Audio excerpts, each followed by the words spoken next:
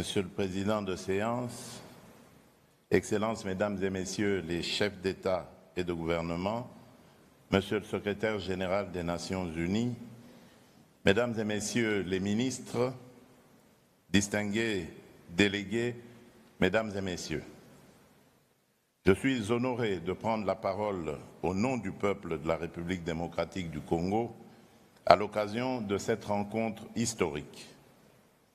Nous sommes réunis ici à Doha pour parler de ce qui, au fond, nous concerne tous sans distinction de continent, de richesse ou de puissance, la dignité humaine. 30 ans se sont écoulés depuis le sommet mondial pour le développement social tenu à Copenhague en 1995.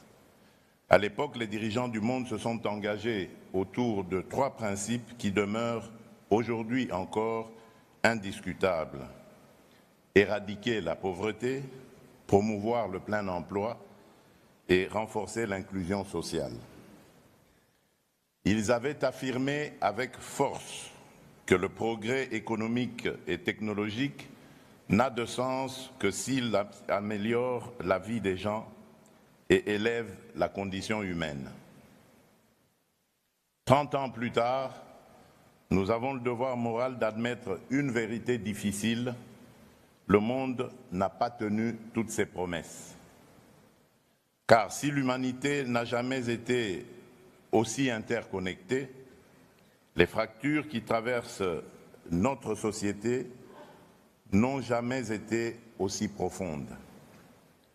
Nous voyons aujourd'hui coexister, parfois dans le même pays, parfois dans la même ville, une minorité qui a accès à tout et des millions d'êtres humains qui n'ont accès à presque rien, ni à l'éducation, ni aux soins, ni à la protection sociale, ni même à la sécurité la plus élémentaire.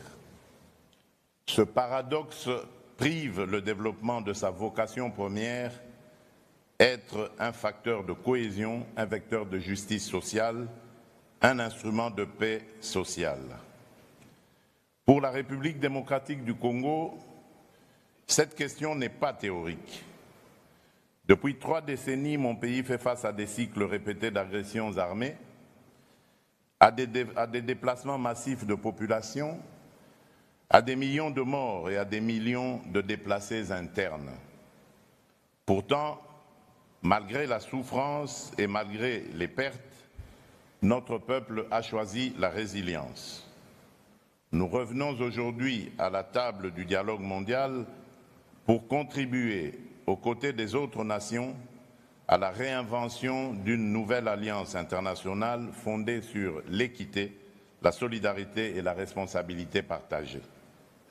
Mesdames et Messieurs, dans ce contexte de tensions géopolitiques, de crise sociale, d'instabilité économique, de bouleversement climatique et de transition technologique rapide, nous n'avons plus le luxe d'un développement abstrait.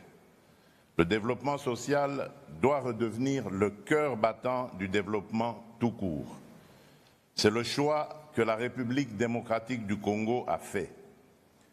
Dès le début de mon mandat, j'ai engagé le pays dans une transformation profonde de notre modèle de développement, rompre avec une vision purement extractive et centralisée pour bâtir une économie tournée vers l'humain, vers la justice sociale, vers l'égalité des chances entre territoires et vers la paix. Cette orientation repose sur 3 convictions. La dignité ne se négocie pas, l'égalité d'accès aux droits fondamentaux n'est pas un luxe, aucune paix durable n'existe sans justice sociale. Pour rendre ces principes réels et vérifiables, nous avons lancé des réformes majeures. Premièrement, la protection sociale.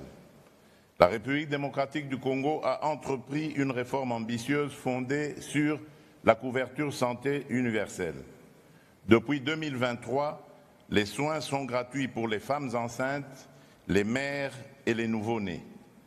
Cela signifie que donner la vie ne doit plus être un risque financier ni une condamnation à la précarité. C'est une avancée historique vers l'accès équitable aux soins pour les plus vulnérables. Deuxièmement, l'éducation. Nous avons rendu l'enseignement primaire gratuit depuis 2020. Plus de 5 millions d'enfants ont pu aller à l'école ou y retourner. 5 millions d'enfants. Ce sont 5 millions d'histoires individuelles qui ne basculeront pas dans l'analphabétisme et l'exclusion. Pour consolider cette réforme et lutter contre l'inégalité des chances, nous déployons un programme national d'alimentation scolaire afin qu'aucun enfant n'abandonne l'école parce qu'il a faim. Troisièmement, la cohésion territoriale. Notre pays est vaste. Pendant trop longtemps, cette immensité a été le prétexte à l'inégalité.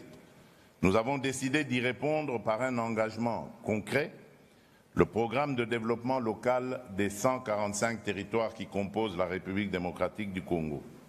Lancé en 2023, ce programme vise à reconnecter l'ensemble du territoire national et à réduire les écarts entre les centres urbains et les zones rurales. Sa première phase prévoit la construction de 2136 ouvrages publics, écoles, centres de santé, bâtiments administratifs. À ce jour, 1011 infrastructures sont déjà terminées et plus de la moitié des autres sont en cours de finalisation. Ce n'est pas un concept, ce sont des salles de classe qui ouvrent, ce sont des maternités qui fonctionnent, ce sont des services publics qui redeviennent accessibles. Mais le programme de développement local des 145 territoires n'est pas seulement un chantier de briques, c'est aussi une politique de dignité économique. Nous accompagnons les petits producteurs ruraux, nous structurons les filières agricoles locales, nous stimulons les économies de proximité et nous créons des emplois décents. Car une mère qui peut vivre de son travail sans devoir quitter sa terre, c'est déjà une victoire sociale. Mesdames et messieurs, à ces chantiers sociaux s'ajoute aujourd'hui une nouvelle dimension incontournable, la dimension climatique.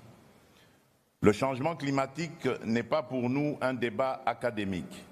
Il est une réalité vécue.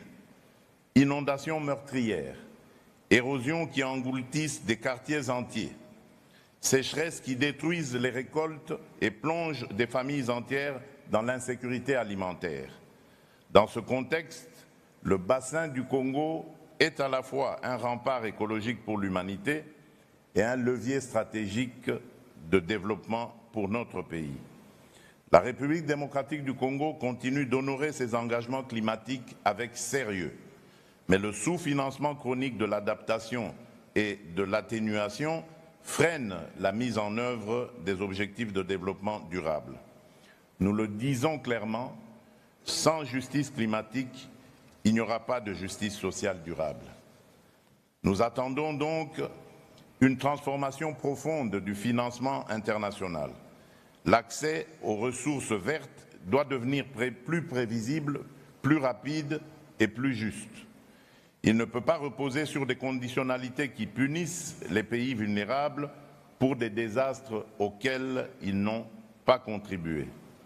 Nous plaidons pour un rééquilibrage réel entre le financement de l'atténuation et celui de l'adaptation, parce que protéger les populations qui subissent déjà les chocs climatiques est aussi urgent que réduire les émissions globales.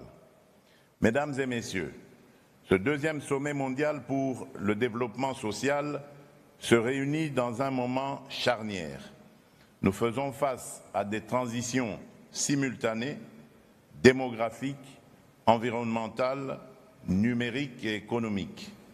Si nous échouons à les gouverner de manière juste, elles deviendront des facteurs d'exclusion supplémentaires. Si nous les maîtrisons collectivement, elles peuvent devenir des accélérateurs d'équité. Le développement social ne sera crédible que s'il est vécu dans tous les territoires, y compris les plus reculés, y compris les zones meurtries par la guerre. Ce que nous construisons avec le programme de développement local des 145 territoires est une méthode que nous offrons au débat international. Reconnecter le pays par la santé, l'école, l'administration, l'activité économique locale et donc restaurer l'égalité républicaine dans l'accès aux droits. Ainsi, nous avons besoin d'une solidarité qui ne soit plus verticale, donateur d'un côté, assisté de l'autre, mais d'une solidarité fondée sur la reconnaissance mutuelle des responsabilités et du droit à la dignité souveraine de l'État, de chaque État. Nous l'avons dit dans nos engagements récents, la coopération internationale ne doit pas être un système permanent de dépendance. Elle doit être un pacte d'égal à égal où chacun rend des comptes à l'autre. Notre ambition commune doit être que d'ici la prochaine génération, les principes de justice sociale ne soient plus seulement proclamés dans des sommets comme celui-ci, mais vécus dans la vie quotidienne de chaque citoyen en Afrique, en Asie, en Amérique latine, dans les pays du Nord comme dans les pays du Sud. Cela exige du courage politique. Cela exige de regarder en face nos contradictions. Cela exige de mettre fin à l'idée que certains peuples seraient condamnés à l'instabilité, à la pauvreté ou à la guerre. La République démocratique du Congo croit en un avenir où la justice sociale cessera d'être une promesse et deviendra un droit collectif et effectif. Elle y travaille chez elle, chaque jour, malgré les épreuves. Elle est prête à y travailler avec vous, à vos côtés, dans un esprit de responsabilité et de respect mutuel. Vive la solidarité mondiale, vive le développement social. Je vous American Dream. Dispension Investment Group. Rêve américain. On a consommé l'opango aux États-Unis. Plus précisément la ville où il y a Dallas. Aujourd'hui c'est possible. Pays moi pendant 30 ans. Mais vous trompez pas la Grèce. Dispension Investment Group.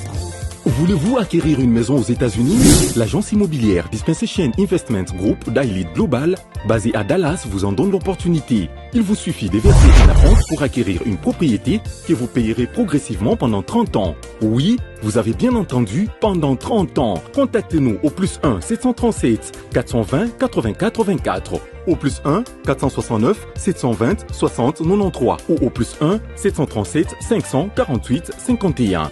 Dispensation Investment Group, investissez dans votre avenir avec l'immobilier aux États-Unis dès aujourd'hui. Oh ma papa, ton maman lopango. Rêve américain. Venez nous contacter. Rêve américain. Tapez sur Google. Dispensation Investment Group. Na moke na komi baye. Lopango elenge. Ozala bayere elengi pou. Héritage abano. Rêve américain. On a consommé l'opango aux États-Unis. Plus précisément la ville où il y a Dallas. Aujourd'hui c'est possible. Pays moi pendant 30 ans. Mais vous trompez pas la Grèce. Dispensation Investment Group. Lotaka Music Band International.